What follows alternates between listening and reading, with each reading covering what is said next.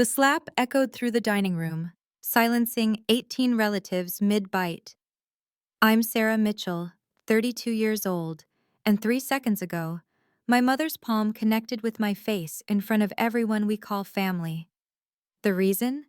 I'd finally said no to funding her church's charitable donations, the same donations she'd been claiming as the Mitchell family's generosity while using my money. Before I share what happened next, please take a moment to like and subscribe, but only if you genuinely connect with stories about setting boundaries. I'd love to know where you're watching from and what time it is there right now. Let me take you back to how a simple no at Thanksgiving dinner led to the complete destruction of my family's million-dollar business empire. For 5 years, I'd been transferring $15,000 annually to Grace Community Church. Not because I wanted to, but because my mother, Patricia Mitchell, insisted it was my duty to the family legacy.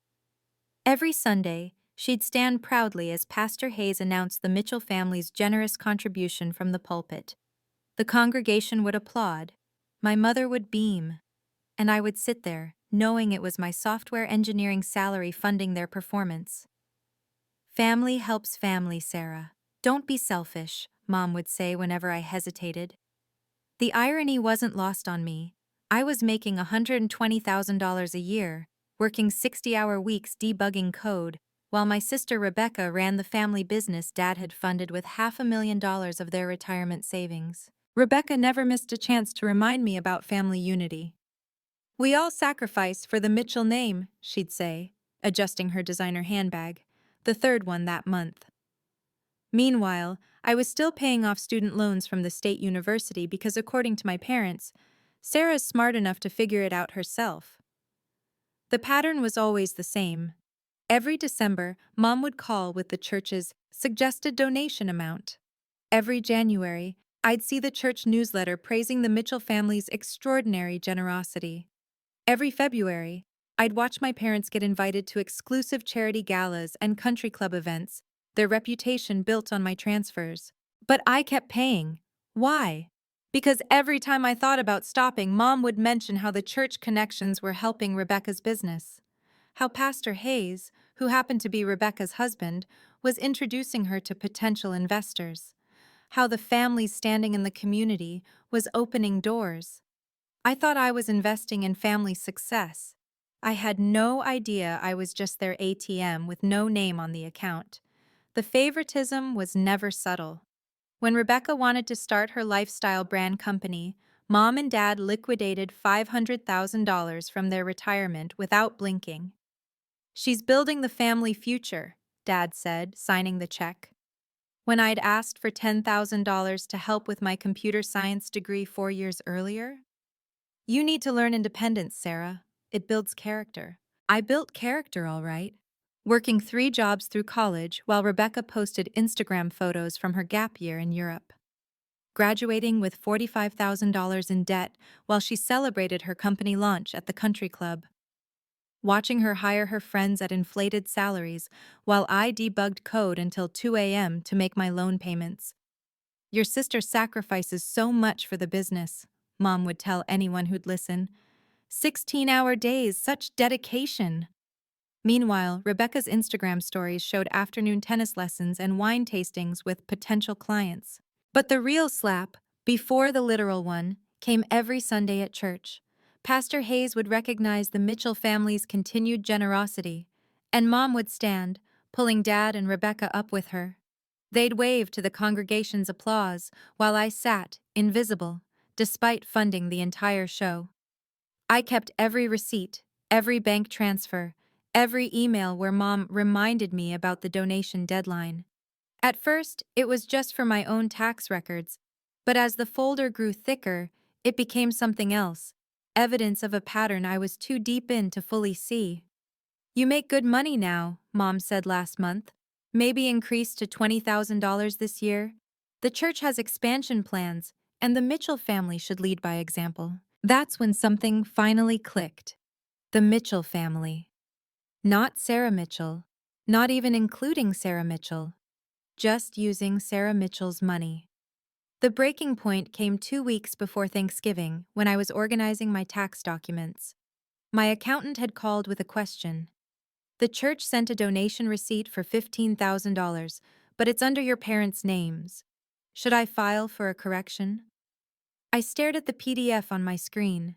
5 years of my donations, all credited to Robert and Patricia Mitchell. The tax benefits they'd been claiming, roughly $4,500 annually, had never reached me. They'd been reducing their own tax burden with my money while I paid full taxes on income I'd already given away. I called Mom immediately. "Oh, honey," she said, her voice dripping with false confusion. "The church must have made a clerical error. You know how these things happen. Besides, it all stays in the family, doesn't it?" But I knew Pastor Hayes, Rebecca's husband, didn't make clerical errors. Not when it came to money. This was deliberate, calculated, and I'd been blind to it for half a decade. That night, I made a decision that would change everything. I drafted an email to the church's finance department requesting all donation records under the Mitchell name.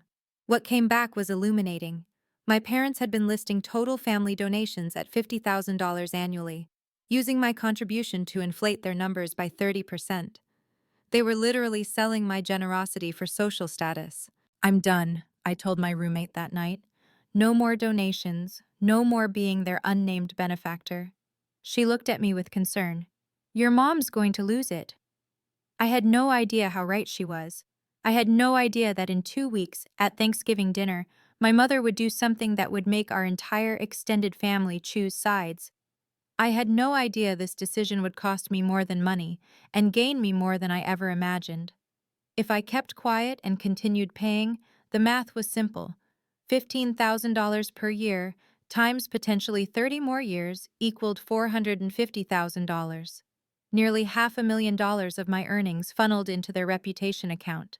But the financial loss wasn't even the worst part. Rebecca's business, Mitchell Lifestyle Collective, had just pitched to several major investors. In every presentation, she emphasized the family's deep community roots and philanthropic commitment. She was literally monetizing the reputation my money had purchased. Last week, she'd posted on LinkedIn about a potential deal with Smith Capital, a $2.5 million investment that would transform her boutique brand into a national chain. The Smith family values align perfectly with the Mitchell tradition of giving back, her post read. The comments section exploded with praise from church members and community leaders, all vouching for the Mitchell family's generosity. My generosity, my money, their credit. "You think you matter?" Rebecca had said last month when I'd suggested getting recognition for my contributions. "You're just the ATM. I'm the one building something real." But here's what Rebecca didn't know, what none of them knew. 3 years ago, when her company was struggling, I hadn't just given her a loan. I'd signed incorporation documents. In exchange for my $50,000 emergency investment, I'd received 35% equity in Mitchell Lifestyle Collective. Rebecca had been too desperate to read the fine print, and I'd been too nice to ever mention it. Marcus Smith, CEO of Smith Capital and my mentor from a tech conference 5 years ago, had actually suggested the equity arrangement. "Never give family money without getting something in writing," he'd advised. "Trust me, Sarah. Protection isn't betrayal. It's wisdom." I thought I'd never need that protection. How wrong I was about to be. The family pressure was a perfectly orchestrated symphony. Aunt Joan called Monday. "Your mother mentioned you're having financial troubles. Is everything okay?" I hadn't said anything about money troubles. Tuesday brought Cousin Mike's text. "Hey, heard you might not donate this year. Time's tough?" By Wednesday, the narrative was set. Sarah was either struggling financially or had become selfish. There was no third option in their minds where I simply deserved to keep what I earned. But the real manipulation came through Marcus Smith's unexpected email Thursday morning. "Sarah, I'm concerned about our upcoming meeting regarding the Mitchell investment. Your sister mentioned family tensions that might affect business stability. Should we reconsider?" I read it 3 times. Rebecca was using my potential withdrawal of donations to paint me as unstable to investors. She was weaponizing my boundaries against me. Never negotiate with emotional terrorists, Marcus had taught me during our mentorship. but always document their tactics. I forwarded his email to my personal lawyer with a simple note: "Please retain this." That evening, Mom called with her final attempt at subtle coercion. "Pastor Hayes is worried about you, sweetheart. He says rebellion against family is often a sign of spiritual crisis. Maybe you should talk to someone?" Translation: fall in line or be labeled mentally unstable. I pulled up my laptop and opened the folder labeled Evidence. 5 years of receipts, dozens of emails, tax documents showing fraud, and one incorporation document that could change everything. My 35% ownership of Mitchell Lifestyle Collective wasn't just protection anymore, it was power. "I'll definitely be talking to someone," I told Mom. "Just maybe not who you expect." 3 days until Thanksgiving. 3 days until they'd expect my annual donation announcement. 3 days until everything would change. If you've ever been called ungrateful for setting boundaries, type boundaries in the comments. And remember, standing up for yourself isn't selfish, it's necessary. Before we continue, if this story resonates with you, please hit that subscribe button. Your support helps me share more stories of people reclaiming their power. Now let's see what happened at that Thanksgiving dinner when I finally said the word that would shatter their carefully constructed image. Thanksgiving dinner, 6:47 p.m. 18 family members around Mom's extended dining table, the turkey carved, the wine poured, the stage perfectly set. Mom stood up, raising her glass with practiced grace. "Before we eat, I want to share some wonderful news," she announced, her voice carrying that particular tone of false humility. "This year, the Mitchell family will be increasing our church donation to $50,000. The room erupted in applause. Aunt Joan dabbed her eyes. Uncle Terry whistled. Pastor Hayes, my brother-in-law, actually stood up, his hand over his heart. "The Mitchell family's generosity continues to humble us all," he proclaimed. "Patricia, Robert, Rebecca, your family's commitment to—" I won't be contributing anymore. 4 words, 67 characters, including spaces. The verbal equivalent of a needle scratching across a record. Rebecca's wineglass stopped midway to her lips. Her face went white, then red, then white again. "What did you just say?" "I said I won't be contributing anymore. To be clear, I haven't been the Mitchell family. I've been the Mitchell family's wallet, and that ends today." Mom's laugh was sharp, brittle. "Sarah's joking, everyone. She has such an interesting sense of humor." "I have the receipts, Mom. 5 years of them, all showing my personal transfers being claimed as family donations. That's not humor. That's fraud." The silence was so complete, I could hear the grandfather clock ticking in the hallway. 18 pairs of eyes ping-ponged between me and my mother. Pastor Hayes slowly sat back down, his pastoral composure cracking. "We should discuss this privately," Dad finally said, his first words of the evening. "No," I replied, meeting his eyes. "You made it public. We'll resolve it publicly." Rebecca's face had settled on a shade of purple I'd never seen before. "You're embarrassing us," Rebecca's voice cracked like a whip across the table. "In front of everyone! The family reputation." Mom's hands were shaking now. "You're destroying everything we've built." "Everything you've built?" I kept my voice steady. "With whose money exactly?" "After everything we've done for you." Mom stood now, her chair scraping against the hardwood. "The opportunities, the connections, the tax fraud?" I pulled out my phone, displaying the email from the church. "The $22,500 in tax benefits you claimed on my donations?" Aunt Joan gasped. Uncle Terry muttered something about family business. But I wasn't done. "Or should we discuss the investor meetings, Rebecca? The ones where you tout family philanthropy funded entirely by me?" "You're destroying my business!" Rebecca screamed, actually screamed. "Smith Capital is days from signing." "Your business," I laughed, but there was no humor in it. "Check your incorporation documents." Pastor Hayes tried his preacher voice. "Sarah, let's remember Ephesians." Don't you dare quote scripture at me while wearing a watch my donations paid for. Mom's face had gone from red to purple to something beyond the visible spectrum. She stepped around the table, each click of her heels like a countdown. Dad reached for her arm, but she shook him off. "You ungrateful little brat," she hissed. "You spoiled, selfish—" "Patricia!" Grandma Rose's voice cut through, sharp with warning. But Mom was beyond stopping. She stood directly in front of me now, close enough that I could smell her perfume, the expensive kind she'd started wearing after the church donations increased her social standing. "You want to humiliate me?" Her voice was deadly quiet now. "After I raised you, fed you, gave you life, I want you to stop stealing from me." The room held its breath. Mom's hand moved faster than thought. The slap echoed off the dining room walls, sharp as a gunshot. My cheek burned, but I didn't flinch, didn't cry, didn't even raise my hand to touch the spreading heat. 18 people sat frozen. Grandma Rose's fork clattered onto her plate. Uncle Terry's mouth hung open. Even Rebecca looked shocked, her anger replaced by something resembling fear. The silence stretched for 3 seconds. 4. 5. I stood up slowly, deliberately, maintaining eye contact with my mother the entire time. Her hand was still raised slightly, trembling now, as if she'd just realized what she'd done. "I'm done being your ATM," I said, my voice carrying the kind of calm that comes after a decision has been fully made. "And I'm done being your excuse for relevance." "Sarah."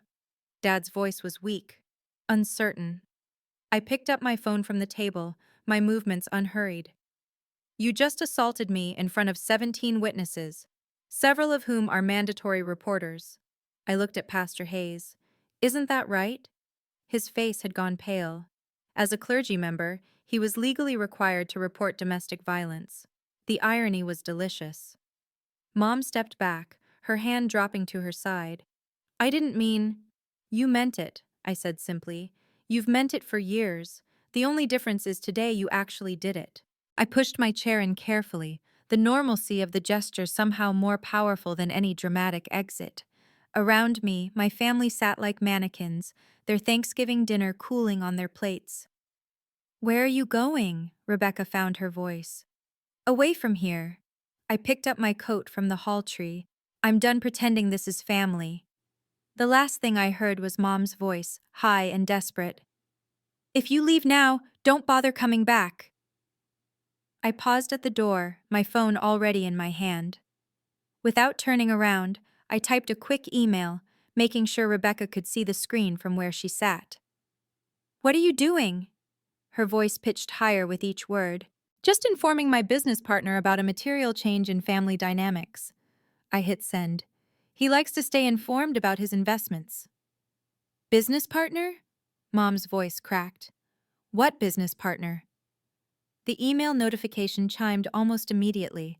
Marcus Smith's response was brief. "Understood. Reviewing all Mitchell-related contracts. Will respond within 72 hours.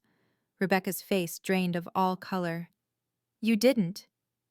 "Didn't what?" I asked, finally turning to face them. "Didn't protect myself? Didn't document everything? Or didn't think ahead?" "Sarah, please." Rebecca stood now, her designer dress catching on her chair. "The Smith Capital deal is between Smith Capital and Mitchell Lifestyle Collective." I pulled on my coat. "I'm sure your 65% ownership will be sufficient to close the deal." The room went silent again. Aunt Joan whispered, 65%? "You're lying." Rebecca's voice was desperate now. "You don't have any ownership." "Check your incorporation documents," I repeated.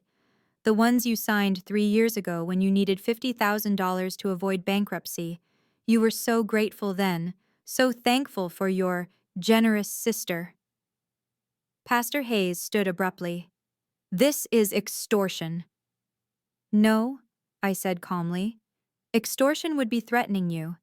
I'm simply informing my business partner about a family situation that might affect company stability. Marcus values transparency." Mom stumbled back into Dad's arms. "You planned this." No, Mom, you plan this. Every donation demand, every public humiliation, every stolen tax benefit. I just kept receipts. My phone buzzed again. Marcus, legal team standing by. You have no power here. Pastor Hayes stepped forward, trying to reclaim control with his preacher's authority. This is a family matter. Family? I almost laughed. According to the IRS, this is a financial matter. According to corporate law, it's a business matter. And according to the assault I just experienced, it's a criminal matter. We'll see about that, he said, but his voice wavered. I looked him straight in the eye. Yes, we will. By the way, does the church board know about the special arrangement where Mitchell family donations get preferential tax documentation? His Adam's apple bobbed. I don't know what you're implying. I'm not implying anything. I'm stating facts. Facts I've documented. Facts my lawyer has copies of. I turned to Rebecca. Speaking of lawyers, you might want to review those contractual obligations in your incorporation documents, particularly Section 7, Paragraph 3. You wouldn't dare, Rebecca whispered. I wouldn't dare what? Exercise my legal rights as a 35% stakeholder? Request a full audit? Or just notify our mutual business contacts about the need for due diligence? 35%? Uncle Terry finally spoke. Rebecca, you said you owned the company outright. Rebecca's mouth opened and closed like a fish. Mom sank into her chair, one hand pressed to her chest. Check your incorporation documents, I said for the third time. Page 12. It's all there in black and white, signed, notarized, filed with the state. I opened the door, letting in the cold November air. Oh, and Rebecca? Marcus Smith doesn't just value transparency, he requires it, from all his potential partners, including their stakeholders. The last thing I saw before I left was Rebecca frantically pulling out her phone, presumably to find documents she'd never bothered to read. But before I could leave, Mom found her second wind. You're nothing without us. Her voice carried through the doorway, making me pause on the porch. Nothing? I turned back one last time. Let's discuss nothing, shall we? The family had followed us to the foyer, drawn by the drama like moths to flame. Perfect. More witnesses. You're an ungrateful parasite. Mom's voice was shrill now, performative. Everything you have is because of this family. Everything I have? I pulled up my LinkedIn profile on my phone, holding it up. Senior software engineer at TechCorp, promoted twice in 3 years. 6-figure salary earned by my work, not your name. Selfish millennial. Aunt Joan had found her voice. Your parents sacrificed everything. Sacrificed? I looked at her steadily. They sacrificed my contributions, my credit, my taxes. Should I continue? Cousin Mike joined in. You make 6 figures. What's 15 grand to you? It's my 15 grand. That's what it is to me. You're killing our family legacy. Rebecca was near tears now, but they weren't real. I'd seen her practice cry for investor sympathy. Destroying everything we've built! How dare you disrespect your mother? This from Uncle Terry, who hadn't spoken to his own mother in 5 years over a $1,000 loan. The chorus grew louder. Disgraceful! Shameful! After all they've done! Not one person asked why I was really leaving. Not one questioned the slap. Not one suggested Mom might be wrong.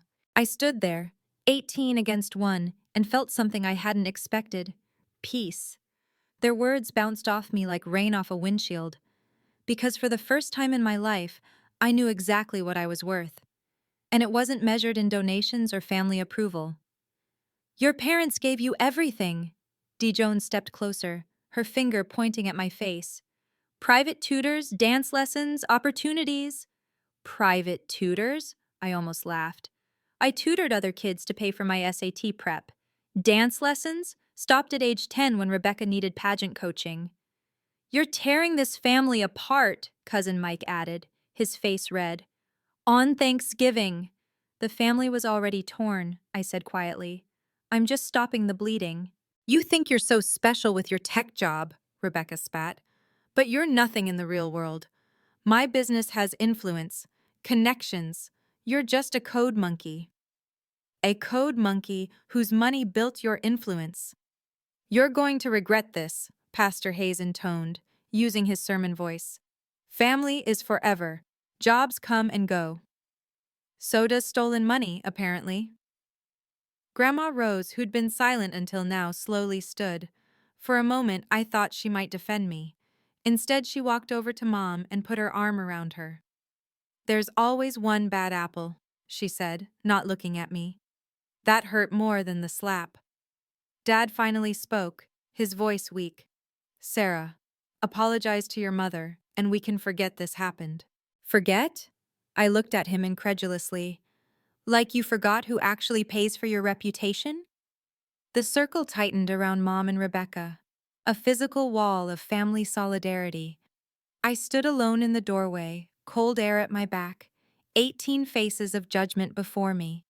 Not one ally, not one voice of reason, not one person willing to ask the simple question, why? But I didn't need them to ask. I had my answer, my evidence, and most importantly, my self-respect. And in 3 days, they'd have theirs. I walked through the gauntlet of my family, each step measured and deliberate. 18 pairs of eyes tracked my movement, waiting for me to break, to cry, to beg forgiveness. They'd seen me cave before, every Christmas, every birthday, every time Mom played the guilt card. Not tonight. You'll regret this. Rebecca's voice followed me onto the porch, shrill with desperation. She actually grabbed my arm, her manicured nails digging in. I'll make sure everyone knows what kind of person you really are. I looked down at her hand, then up at her face, said nothing. After 3 seconds, she let go. When you come crawling back, Mom started. I didn't let her finish. I walked down the porch steps, my footsteps steady on the frost-covered pathway. Behind me, the house erupted in voices, some consoling Mom, others discussing my breakdown, a few already spinning the story they'd tell others. My phone vibrated as I reached my car, a text from Marcus. Received your email, taking action, stay strong. Then another. BTW pulled the quarterly reports. Interesting discrepancies in Mitchell Lifestyle's investor presentations. We should talk. I sat in my car for a moment, engine off, watching the house through my rearview mirror. Shadows moved behind the curtains, my family, returning to their dinner, probably dissecting my character between bites of pie. My cheek still burned from Mom's slap, but my conscience was clear. For the first time in 5 years, I felt like I could breathe. No more donation deadlines. No more watching them take credit. No more being the unnamed foundation of their false empire. I started the engine and drove away, leaving 18 people to their turkey and their illusions. My phone vibrated again, but I didn't check it until I was home. Marcus. Emergency board meeting scheduled, Monday 9 a.m. Have you ever had to walk away from toxic family members? Share your story in the comments below. You're not alone. This community is built on supporting each other through difficult boundaries. If you're finding strength in Sarah's story, please give this video a thumbs up. It really helps others who need to hear this message find us. Now let's see what happened 3 days later when the consequences of their actions finally came home to roost. Monday morning, 8:03 a.m.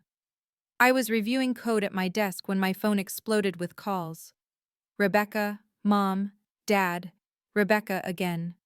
I let them all go to voicemail until Rebecca's 15th attempt. What did you do? Her scream was so loud I had to hold the phone away from my ear. Good morning to you too, Rebecca. Smith Capital pulled out. The entire deal. Gone. She was hyperventilating. $2.5 million, Sarah. Gone. That's unfortunate, I said, typing a comment on a code review. Unfortunate? Unfortunate? Her voice cracked. Marcus Smith said you're his advisor. How do you even know him? We met at TechCrunch Disrupt 5 years ago. I helped him evaluate some software companies. We've been friends ever since. Friends? She laughed bitterly.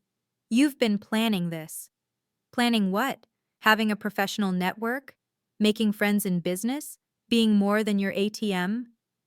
He said you advised against the investment, said there were ethical concerns with our business practices.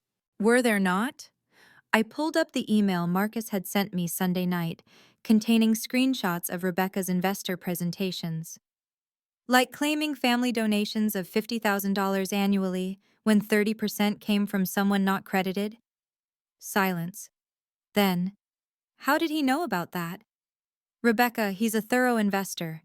Due diligence includes reviewing tax records, public statements, and understanding where money actually comes from. You told him about the donations. I told him the truth. Something you might try sometime. Do you have any idea what you've done? I have employees, obligations, rent. You have 65% of a company. Figure it out. The other investors are asking questions now. They all know Marcus pulled out. Then answer their questions, with the truth preferably. Her breathing was ragged. This isn't over. You're right, I agreed. It's just beginning. How long have you been planning this? Rebecca's voice had shifted from rage to something closer to fear. Planning? I wasn't planning anything. I was just protecting myself. I minimized my code window, giving her my full attention now. Marcus has been my mentor for 5 years. Did you know he started in software engineering too? We bonded over debugging horror stories at that conference. You've been talking to him about us for 5 years? No, Rebecca. I've been talking to him about business, ethics, and investment strategies. Your company only came up when you started pursuing Smith Capital. He asked if I knew anything about Mitchell Lifestyle Collective. Imagine his surprise when I mentioned I owned 35%. That was supposed to be silent ownership. Silent doesn't mean invisible, it's all in public records. You told him about the fraud, she accused. I told him that our family had been claiming my donations as their own for tax benefits. He drew his own conclusions about what kind of people that made you. He doesn't invest in unethical businesses. Her voice was hollow now, repeating what he must have told her. No, he doesn't. He's very particular about that. Something about maintaining his own reputation. You destroyed everything over $15,000? No, Rebecca. You destroyed everything by building it on lies. I just stopped supplying the foundation. There was a long pause. Then, Mom's calling Pastor Hayes. They're going to say you're having a mental breakdown. Let them. I have 18 witnesses to assault, 5 years of fraudulent tax documents, and one of the city's most respected CEOs on my side. Who do you think people will believe? This is going to destroy Mom and Dad. No. Their choices are going to destroy them, just like yours are destroying you. I have every receipt, every email, every transfer, I said, opening the folder on my desktop labeled Evidence. 5 years of documentation showing systematic fraud. You can't prove fraud, the IRS might disagree. Claiming someone else's charitable donations for tax benefits? That's textbook fraud, Rebecca. You wouldn't dare report your own family. I wouldn't have to. Marcus's legal team is very thorough. When they investigate why an investment fell through, they document everything, and they have obligations to report financial irregularities. The silence on her end stretched so long I thought she'd hung up. Then, barely a whisper. The 35% ownership. You could tank any decision. I could. Major decisions require 67% approval, you have 65. You've had veto power this entire time. Since the day you begged me for that loan, you were so desperate you signed anything, never even had a lawyer review it. Your $2.5 million deal is gone, I continued. And once word gets out that Smith Capital pulled out over ethical concerns, no legitimate investor will touch you. Unless? Unless what? Unless I lie for you? Unless I go back to being your silent wallet? There is no unless, Rebecca. This is consequence. I'll lose everything, she said, her voice breaking for real this time. You'll lose what you built on lies. If there's anything real in your business, anything actually yours, that will survive. The employees should have had honest leadership. That's on you, not me. Please. No. You had 5 years of please. 5 years of taking my money, my credit, my reputation. The answer is no. I'm not asking anymore, I said, echoing what Mom used to say when demanding donations. I'm telling, your free ride on my back is over. Tuesday morning, my lawyer sent the formal letters. Certified mail, signature required. One to my parents, one to Rebecca, one to Grace Community Church. The letter to my parents was straightforward. Return of all tax benefits claimed on my donations, totaling $22,500. Cease and desist using my name or contributions in any context. 30 days to comply or face legal action for tax fraud. Rebecca's letter was more complex. Notice of stakeholder rights activation. Demand for full financial audit. Removal of my name from all marketing materials where my contributions were referenced. Immediate board meeting to discuss company direction. The church's letter was perhaps the most damaging. Request for correction of donation records. Notification of potential fraud in their reporting. Suggestion of internal audit to prevent future irregularities. This is not negotiable, each letter ended. Compliance is expected within 30 days. Mom called within 2 hours of delivery. You sent lawyers after your own mother? You committed fraud against your own daughter. It was a misunderstanding. It was deliberate deception, for 5 years. We can work this out as a family. We had that chance. You chose to slap me instead. Dad took the phone. Sarah, please reconsider. This could ruin us. Then you should have considered that before stealing from me. It wasn't stealing. Taking credit for someone else's money to gain tax benefits? What would you call it, Dad? Pastor Hayes called next. This is unchristian behavior, Sarah. So is fraud. So is bearing false witness. Should I continue? The church doesn't need to be involved. The church is already involved. It's been cashing my checks and giving you credit for 5 years. Every call ended the same way. Them begging, me standing firm. Consequences aren't punishment, they're justice. By Wednesday, the family was in full panic mode. Mom called crying. Actual tears this time, not the performative kind she used for sympathy. You're destroying us, she sobbed. 40 years of reputation, gone. Your reputation was built on my money, Mom. It was always borrowed time. Dad finally found his voice. Please reconsider, Sarah. We're your parents. Parents don't steal from their children. We didn't think of it as stealing. That's the problem, Dad. You didn't think of me at all. Pastor Hayes tried religious guilt. This is unchristian. Forgiveness is divine. So is repentance. Have you repented for 5 years of false witness? But the most pathetic call came from Rebecca.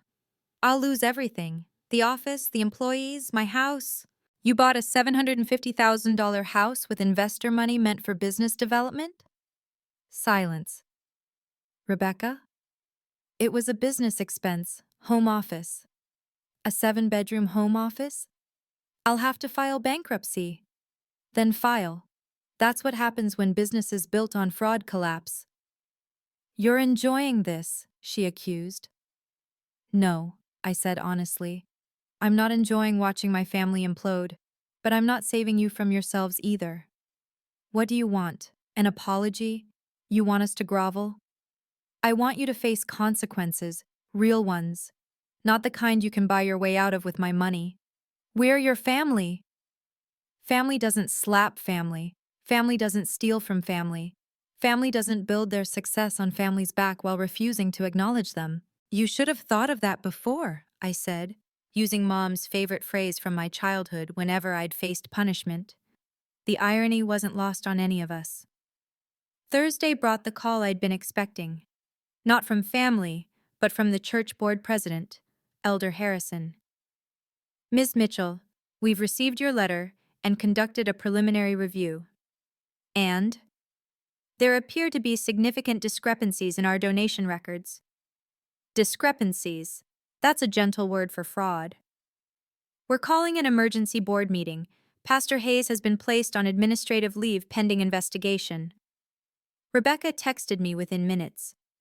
You got my husband suspended? I didn't respond. But I did forward the text to my lawyer with a note. Harassment beginning.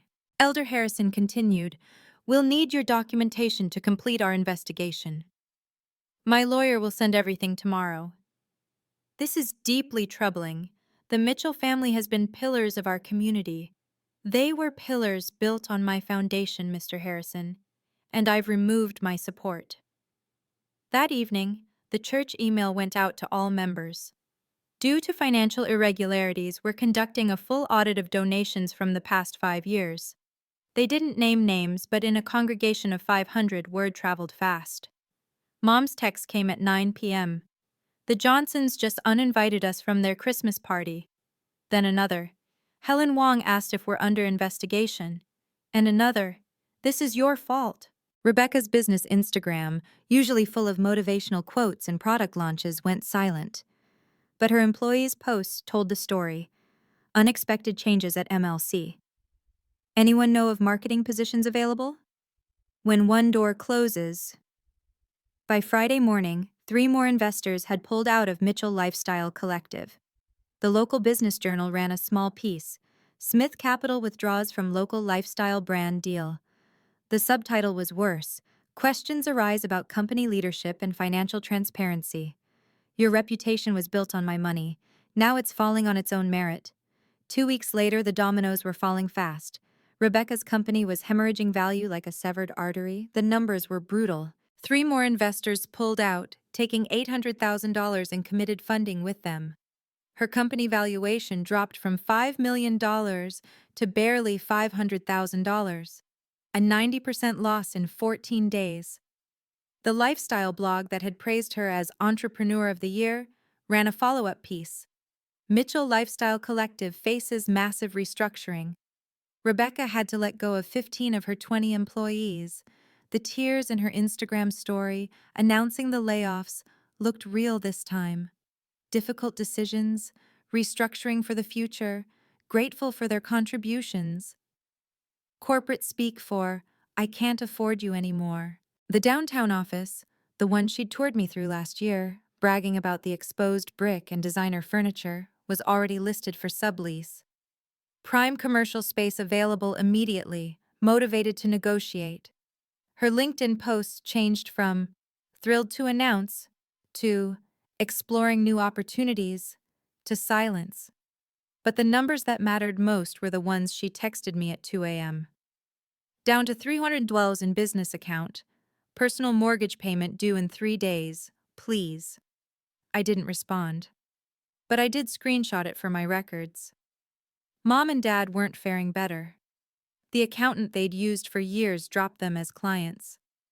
Conflict of interest, he'd said, which everyone knew meant I don't want to be associated with fraud.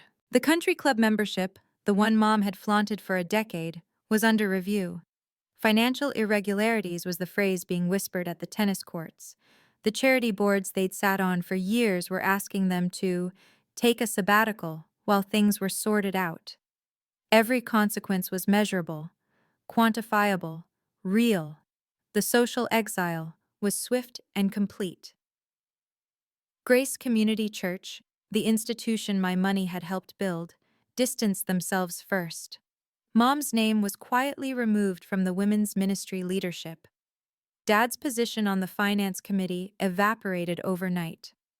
Their usual front row seats sat empty that Sunday, and would every Sunday after. The country club made it official by Tuesday.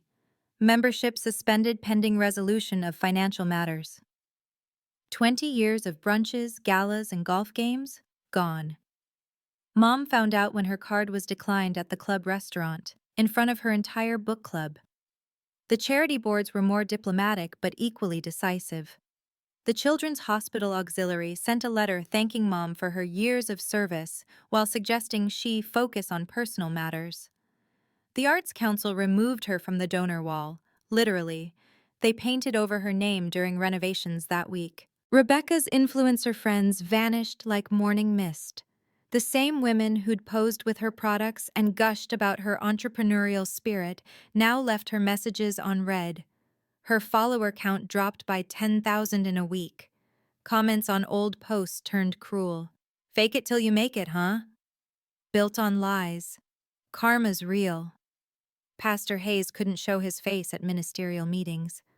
One colleague told him directly, "Your wife's family has made us all look corrupt." The neighbors who'd smiled and waved for decades now averted their eyes. The annual Christmas party invitation from the Hendersons, a tradition for 15 years, didn't come. The group text for the neighborhood watch removed Mom without explanation. "Everyone knows the truth now," I'd told them. But I hadn't anticipated how thoroughly the truth would destroy them. Their carefully curated world, built on my silent donations and their loud lies, collapsed in less than a month. The extended family reckoning came at an unexpected moment. Aunt Joan called me 3 weeks after Thanksgiving, her voice uncharacteristically subdued. "Sarah, I owe you an apology." I stayed silent, letting her fill the space.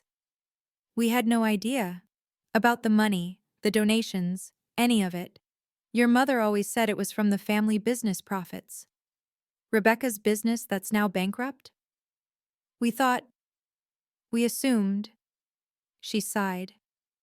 "We assumed wrong. About everything. About you."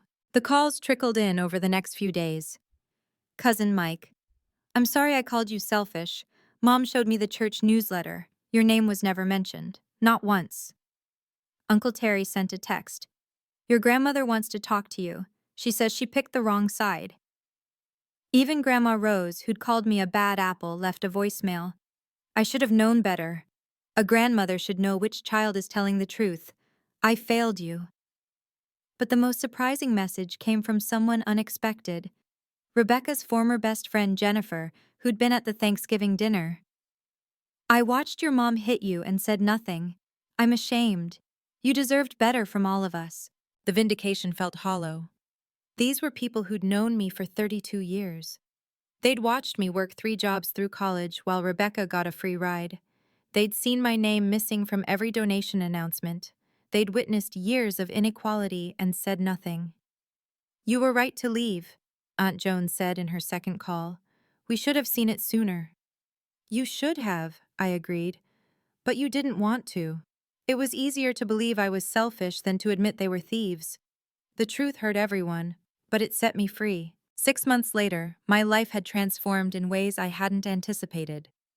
The promotion to Director of Engineering came with a $40,000 raise, money that was actually mine to keep. No more December anxiety about donation demands. No more watching my bank account drain for someone else's reputation. Marcus Smith's firm brought me on as a technical consultant, evaluating software companies for potential investment. The irony wasn't lost on me. I was now helping identify ethical businesses worth supporting, getting paid to spot the exact red flags my family had waved. "You have excellent instincts for fraudulent behavior," Marcus had said during our last meeting. "I wonder where you developed that." Zero contact with my immediate family. I'd changed my phone number, filtered my emails, and felt lighter than I had in years. The space they'd occupied in my life, financially, emotionally, mentally, was now filled with people who valued me for me, not my bank account. My new apartment had a view of the city, something I'd never been able to afford while funding their lifestyle. Every morning, I made coffee in my kitchen that no one would ever slap me in, and felt something I'd forgotten existed: peace. The therapy sessions helped. "Financial abuse is still abuse," my therapist reminded me. "Your healing is valid." Rebecca's company officially filed for bankruptcy last month. The news barely registered as I reviewed code for $1 million project. Mom and Dad sold their house, the one they'd refinanced 3 times to fund Rebecca's ventures, and moved to a modest condo. Pastor Hayes took a position at a small rural church 2 states away. I found my real worth, and it had nothing to do with what I could give them. Success wasn't revenge, it was simply living well without them. The lessons crystallized over time, each one hard-earned through pain, but invaluable in practice. First, family isn't entitled to your money. Blood relation doesn't create financial obligation. Love isn't measured in dollars transferred, and anyone who suggests otherwise is selling something, usually your own generosity back to you at a premium. Second, boundaries aren't cruel, they're necessary. The word no is a complete sentence. You don't need to justify protecting your resources, your peace, or your dignity. The people who call you selfish for having boundaries are invariably the ones who benefited from you having none. Third, document everything. Every transaction, every conversation, every promise. Not because you're planning revenge, but because evidence is protection. My folder of receipts wasn't paranoia, it was prescience. Fourth, your worth isn't measured by what you give. I'd spent 5 years believing my value to the family was monetary, but worth isn't what you provide others, it's inherent. It took walking away to learn that. Fifth, enablers are complicit. The 18 relatives who watched my mother slap me and said nothing were as guilty as she was. Silence in the face of abuse is endorsement. Finally, you have more power than you think. For years, I believed I was trapped in the role of family ATM. But power isn't always loud or violent. Sometimes it's the quiet click of keeping receipts. Sometimes it's the legal weight of ownership documents. Sometimes it's simply the strength to say, no more, and mean it. Standing up for yourself isn't selfish, it's self-preservation. And sometimes, the most loving thing you can do for toxic people is to stop enabling their toxicity, even if that means they have to face the consequences they've earned. Last week, Mom finally sent an email that made it through my filters. Not an apology, she's incapable of those. Just 5 words. We miss you. Come home. I didn't reply. My silence is my boundary, and it speaks louder than any words could. Some bridges need to stay burned. Not out of spite, but out of self-preservation. The path back to that Thanksgiving table leads only to more slaps, more theft, more erasure of my worth. Rebecca's business is gone. The family reputation is destroyed. The church donations have stopped. And I'm thriving in the life I built without them, the life they said I could never have without their name, their connections, their approval. Turns out the only approval I needed was my own. Some might call it cold. I call it freedom. If you've made it this far, you're probably someone who understands the cost of setting boundaries with family. What's the hardest boundary you've ever had to set? Share in the comments below. Let's support each other. If this story gave you strength or validation, please subscribe and hit the notification bell. Every week, I share real stories of people who chose themselves over toxic relationships. Remember, you're not obligated to set yourself on fire to keep others warm. Until next time, stay strong.